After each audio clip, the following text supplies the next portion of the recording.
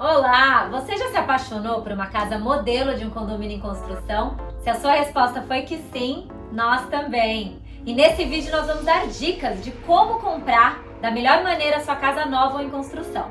Meu nome é Corina. E o meu nome é Margarete e nós somos as brokers da Tampa Bay Key Realty.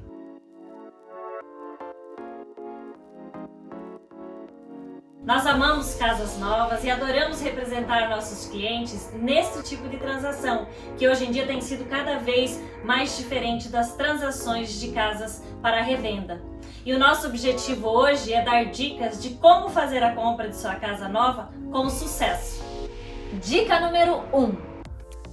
Às vezes você vê aquele pôster numa rua movimentada que diz casas a partir dos 200 mil, e aí você vai visitar a casa modelo e todas as opções disponíveis são para mais de 300 e não 200. Isso acontece porque o preço colocado no cartaz é o menor preço possível da casa, sem nenhum upgrade, sem incluir o lote. Além de que às vezes eles usam um número como chamariz, mas escrevem High 200 or Low 200, o que significa 200 e pouco, 200 e muito, mas você só enxerga mesmo os 200. E quais são essas variáveis? Bom, primeiro você tem o valor base daquela planta que você escolher sem nenhum upgrade. O próximo custo que você vai ter é o premium do lote. Não é todo lote que é taxado como um premium, somente os lotes que a construtora considera lotes superiores. Por exemplo, digamos que o condomínio tem um lago. Os lotes que estão localizados em torno do lago podem vir a ter um custo extra. Quanto melhor for o lote, maior pode ser o valor do premium. O que faz um terreno ser melhor do que o outro? Seria o quintal para o lago ou reserva, às vezes pode ser também a frente da casa, assim como o tamanho do lote e a localização. E ele pode estar numa esquina ou no cul-de-sac. Se o lote que você escolher não tiver nenhum premium, provavelmente não é um lote tão desejável quanto os outros. Talvez tenha uma outra casa, talvez fique mais perto da rua. Então, enquanto você estiver falando com a construtora, lembre-se de perguntar se o lote que você gosta tem algum custo adicional. Sobre opções de construção que são considerados upgrades da planta, nós temos com frequência a opção de um quarto bônus, uma suíte master expandida, um escritório com French doors, um banheiro extra. Esses são exemplos de opções estruturais que não devem ser confundidas com opções cosméticas, como a cor dos armários, que vamos discutir em seguida. Toda construtora tem opções diferentes e esses custos podem ficar muito altos. Porém, adicionar essas opções durante a construção da casa é geralmente mais barato do que alterar a casa após a construção. Por exemplo, talvez você não precise de 4 quartos agora, mas se você decidir ter um outro filho, adicionar um quarto durante a construção vai ser muito mais barato do que construir um quarto novo depois. Sobre opções cosméticas, os chamados upgrades, esses são mais divertidos. Algumas famílias acham que ir para o centro de design pode ser muitas vezes a melhor parte do processo de construção. Outras acham ser um pouquinho estressante ter tantas opções. Mas todas elas concordam que você pode levar um choque ao ver quão caro podem ser essas pequenas adições, desde tomada, lustres e pedras especiais. O conselho que damos aos nossos clientes é que para que definam um orçamento e fiquem dentro desse orçamento. Tem muitas coisas oferecidas pela construtora que podem ser feitas mais tarde por um custo menor. As duas coisas que falamos para os nossos clientes focarem são piso e cozinha. Esses dois detalhes são muito caros e inconvenientes de refazer uma vez que a casa esteja construída. Então é mais fácil financiar esses custos com a casa desde que não excedam o orçamento. Segunda dica: negociar com as construtoras. Elas geralmente não gostam de negociar o preço base das casas. Isso porque elas têm que manter esses valores similares, já que estão vendendo várias casas do mesmo modelo, a grande maioria sendo financiada. Quando é feito um financiamento, o banco obrigatoriamente vai pedir um appraisal, que seria o equivalente à avaliação do imóvel. E se no futuro eles constroem o mesmo modelo e negociam um valor mais alto, há o risco dessa casa ser avaliada a um valor menor. Outra questão é que caso alguma coisa dê errado e uma casa que foi construída sob encomenda não feche, seja por qualquer motivo que faça o comprador desistir da compra, e a construtora deverá se preparar para assim dar um desconto nessa casa construída e vendê-la. E por isso eles deixam sempre uma margem. Então, basicamente, desde que as pessoas continuem comprando casas, as construtoras não têm nenhum incentivo para negociar o preço. Porém, elas são mais abertas a negociar ajustes ou até dar um valor em crédito. Então, ao invés de pedir um desconto de 10 mil, você pode pedir por 10 mil em crédito para ser usado nos upgrades cosméticos de casa ou até nos custos de fechamento. Outra maneira é pedindo as persianas ou a geladeira ou qualquer outro item que não esteja incluso. Não são todas as construtoras que estão abertas a dar esse crédito ou até negociar. Isso depende principalmente da fase da construção e, obviamente, da demanda que eles têm.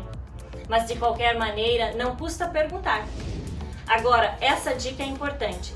Se você está interessado em uma casa que já foi construída, as chamadas de inventory, talvez você tenha uma grande chance de negociar, porque a construtora não quer pagar os custos de manutenção desta casa.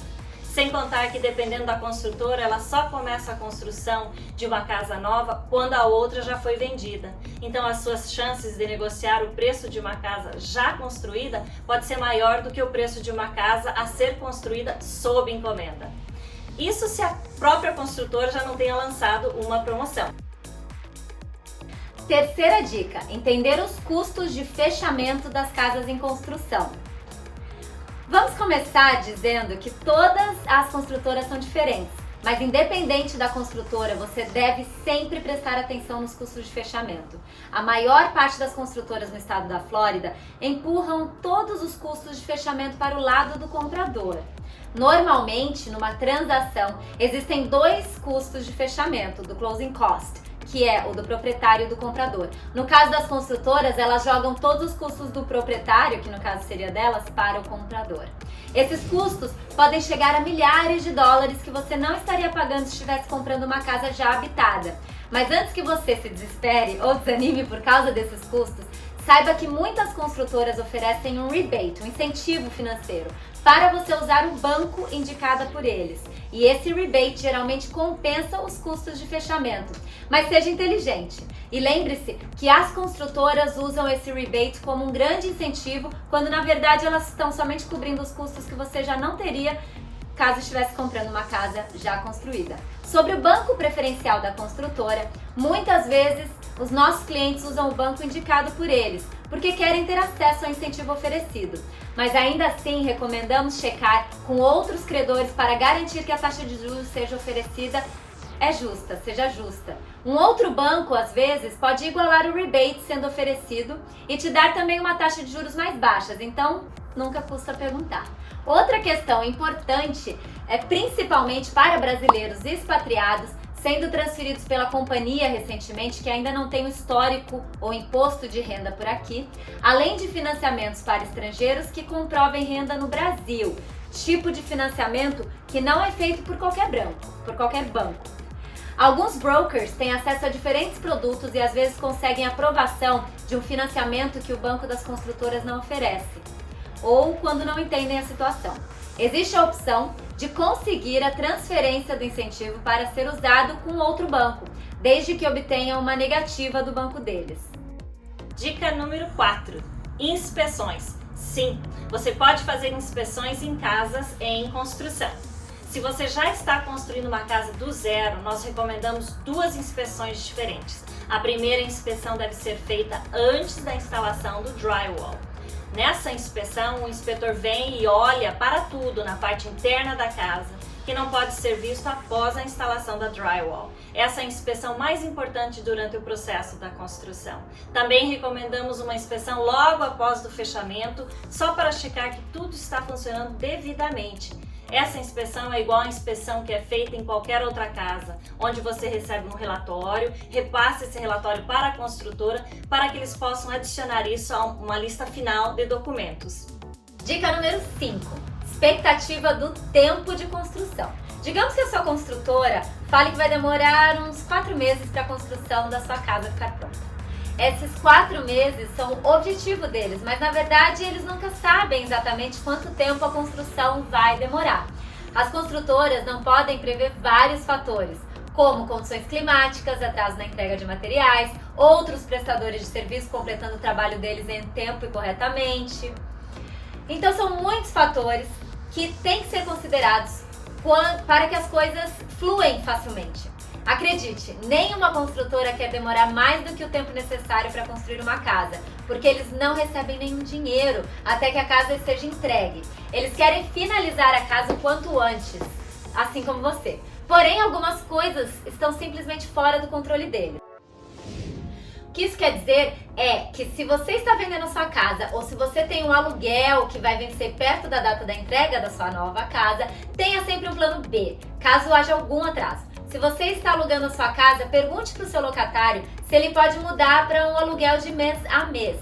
Se você está vendendo a sua casa, veja se o comprador está disposto a estender o fechamento ou alugar sua casa de volta para você. Se nenhuma dessas opções forem possíveis, você pode alugar uma moradia corporativa e colocar seus móveis num depósito, que não é ideal. Isso pode também ser difícil se você tem pets, crianças que deveriam estar matriculadas e começar as aulas em escola nova. Pela nossa experiência, é muito difícil culpar ou até negociar com a construtora qualquer recompensa por um problema de fechamento atrasado ou adiantado. Porque o contrato que você assinou prevê os imprevistos e protege 100% a construtora. Aliás, a título de comparação, um contrato padrão da Flórida usado para casas de revendas tem 13 páginas. Foi escrito por advogados da Flórida para proteger o proprietário e o comprador, cada um dentro das suas obrigações. O contrato da construtora foi escrito por advogados contratados por ela para protegê-la e tem às vezes 80 páginas e nada pode ser alterado nesse contrato. Então a dica é ter plano A, B e talvez até um plano C. Dica número 6. Use um Realtor. Sim, corretores licenciados representam compradores de casas em construção o tempo todo. Isso pode ser confuso para compradores que visitam uma casa modelo e conhecem um vendedor que até pode responder todas as perguntas que ele tem sobre a compra da casa. Porém, esses vendedores trabalham para a construtora e muitas vezes podem nem ser licenciados. E você deveria querer alguém que te represente e que trabalhe para você, especialmente. Se você achar um corretor que está acostumado a lidar com a casa em construção, porque o conselho deles pode ser muito valioso. Se possível, escolha um corretor antes de visitar a casa modelo, para que quando você visitar a casa, já pode informar a construtora desde o início que você tem o seu corretor. As construtoras não se incomodam em trabalhar com o seu corretor. Pelo contrário, o corretor é visto como um parceiro. Porém, pode ser muito frustrante para a construtora se você for visitar a casa modelo às vezes 3, 4 vezes, escolher uma planta, chegar muito perto de assinar o contrato e só no final aparecer com o corretor.